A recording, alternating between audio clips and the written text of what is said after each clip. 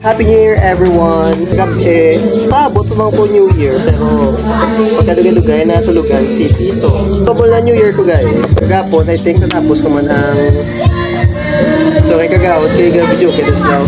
Kagapon, natapos ko man ang last ko nga libro nga nabasa. Sugod sa pagbagyo, sugod sa pagbagyo na naglaway burnout, mga 5 ka libro natapos ko. So kagapon, natapos ko na. So, subok ko lang ako balas ako.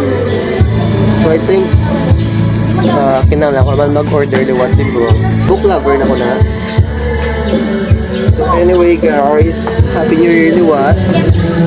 So, it start na siyang 2026. Start naman niya mag-grind to liwat. So, muna na guys. Muna sa bang vlog.